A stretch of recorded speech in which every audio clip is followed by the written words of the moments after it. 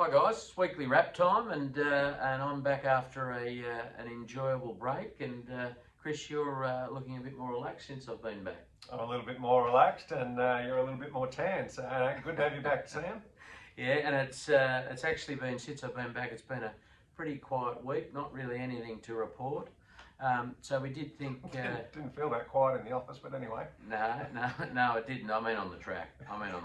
So. Okay. But we did, over the past week, release some details about another yearling that we purchased at the Melbourne English Sales, a Piarata ex Alderney colt to be trained by Peter and Paul Snowden. Yeah, we did.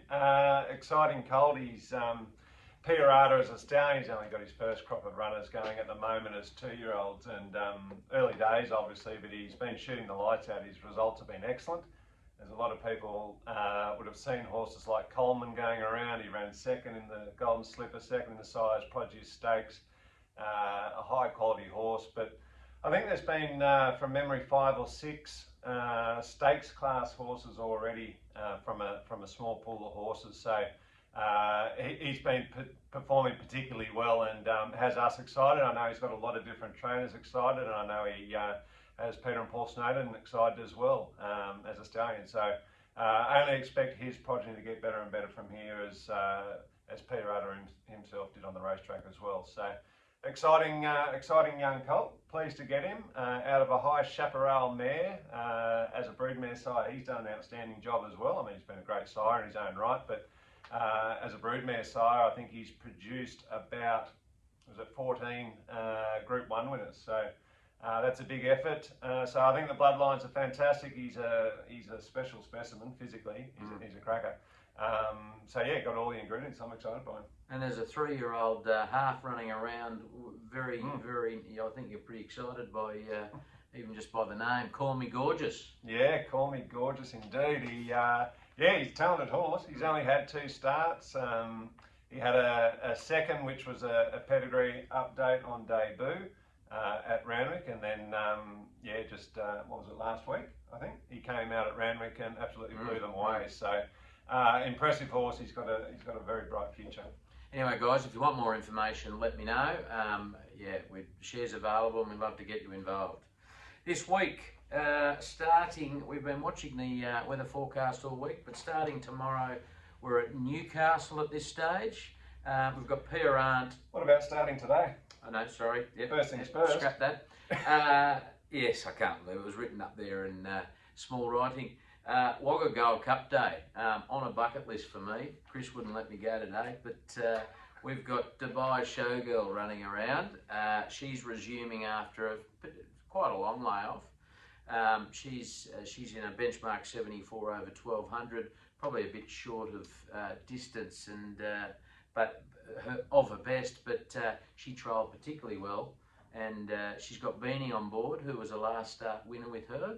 I think she said after a last start, I just couldn't hold her. So I'm guessing she's going to go to the front with the very lightweight, and hopefully she can hold on. Yeah, look, as you say, it is too short for her, but it's a kick-off point. Could have gone back to the barrier trials for a second trial, and then kicked off in another fortnight over, say, 14. But it's just going to be a little bit of a harder hit out than a second barrier trial, and it's a good starting point for her. She's fresh, so she'll acquit herself well, but certainly looking for her to get out to that sort of 1800, 2000 metres or even more this preparation, where she's going to excel. So this is a starting point for her. Yeah, it's a big day down at Wagga today, and good luck to all the owners. Getting back to it, tomorrow, Piarant at Newcastle. He's resuming. He's probably been a little disappointing in his last trial, but hopefully he can. Peter and Paul have got some wraps on him, and I think he's been working well at home since. So hopefully he enjoys a bit of the soft or heavy track and can get the job done. Yeah, look, I think there's probably a couple of different views on that trial. I didn't think it was too disappointing myself. I thought he was left a little flat-footed though when they sprinted, which is probably, to the eye, that is a bit disappointing. But just thinking of the style of horse he is, I think he's going to appreciate getting out over the mile, something like that.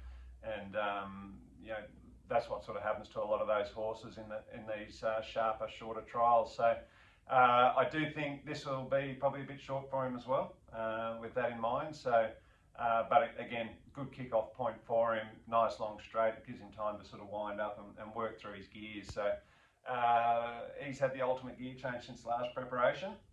He's 2 stone lighter, and looking forward to him getting going. Hopefully that helps him.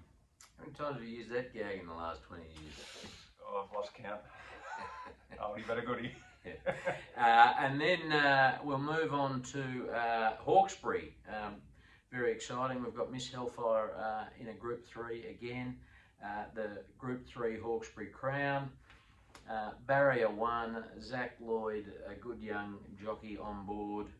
And we just need the rain to stay away. But listening to his pre-race, Peter's pretty buoyant, I think.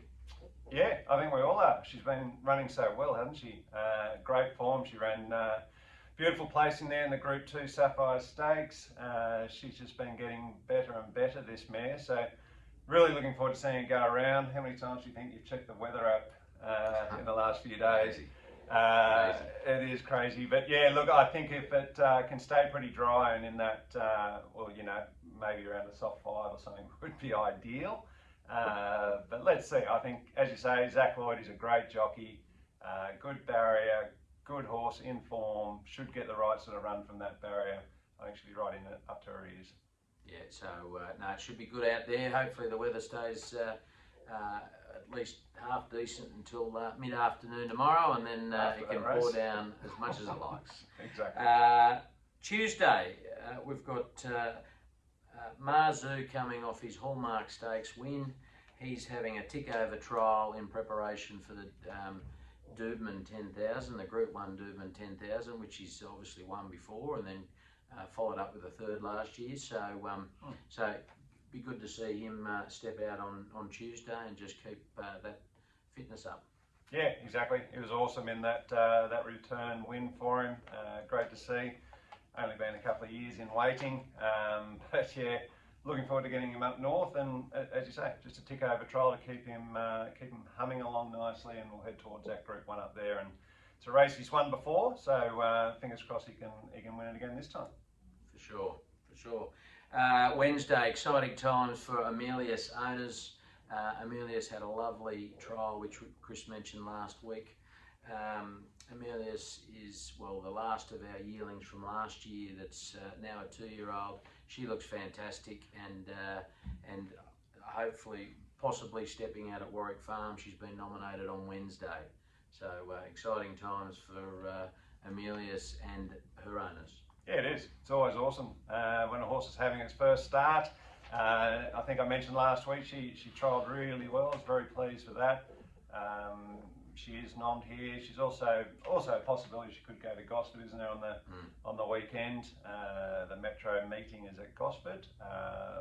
Also possibly Gosford the next Wednesday as well. So there's actually quite a few suitable races around for us. So it'll be a case of assessing the different fields and speaking with Annabelle and just seeing how the horse is itself and when she's ready to go as well. But very encouraged by that trial, and I think, yeah, wherever she steps out, she's going to be competitive. And finally, our runners for the week, Sweet Proposal has been nominated, and there's a couple of options for her, but Sweet Proposal has been nominated at Wyong, I think, next Thursday. Second up, she had a really good second resuming, and she'll step out in trip to 1400, I believe, or 1350, and yeah, it would be nice to see her go on with that now. It'll be gold. It'll be gold. Love to see her go one better this time out. She did run really well. Went down and bobbed her head on the line, and that was always going to be a tad short for her. So she's getting a little bit further out this time, which is going to be right up her alley, and I think she'll get around that track very nicely. And all she's got to do is run up to that last race, but I'd like to think she'll improve a bit on that as well. So, yeah, fingers crossed, mate. I'd love to see her win. Yep, no, for sure. So that's it for our runners for the week. We're now on to Red Hot Tip time. Last 2 weeks, Dismal. shockers. Absolutely dismal. Absolutely shocking. So I'm really sorry for that, and if you want to turn it off now, feel free. What do you got? What have I got? Well, Morphettville. I'm going to go race 6 in the Adelaide Guineas, Spirit of Camelot. First time out over the mile, but certainly bred to enjoy the mile or even possibly further.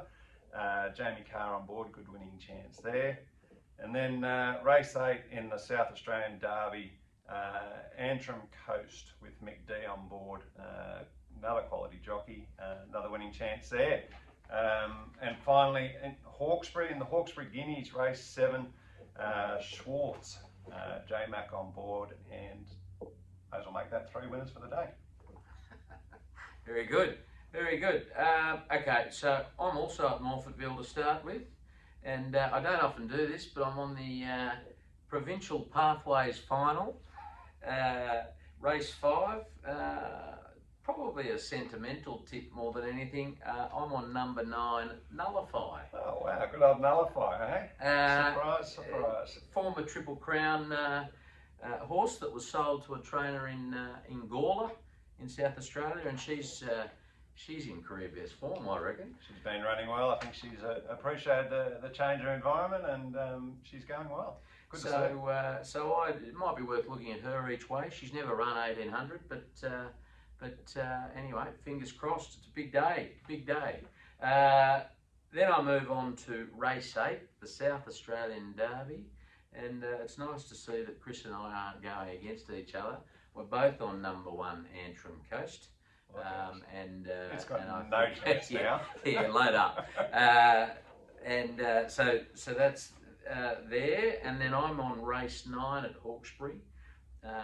This was actually tipped by one of the owners in Peorant, and I had a look at it and liked the look of it. Number 19, Snowman. It's a J-Mac Waller combo, and it might be a bit short, but if the rain stays away, I think it could surprise. So that's Hawkesbury race 9, number 19. And I'm absolutely shocked, Chris, that you haven't put in any short price favourites. So if you are a favourite backer, oh, here we go. This is not my tip. I'm just saying, if you are a favourite backer, Queen Elizabeth Cup back at Morphettville, which is race 7, number 2, the Map. So not my tip, but just if you are a favourite backer and you're desperate to try to get a winner, maybe have a crack at that. I like our now starting to take in tips from outsiders as well. Yep. That's absolutely awesome. Probably absolutely smarter. No thought process put into today's at all. Nullify, load up. Everyone else, you can phone in your tips next week. No, all good. Guys, good luck for all those who've got runners in this coming week. And I hope you all have a lovely weekend. Stay dry, and we'll see you next week. Yep, enjoy the weekend, and join us in praying for the rain to hold off until after the Hawkesbury Crown. Have a good one. See you guys.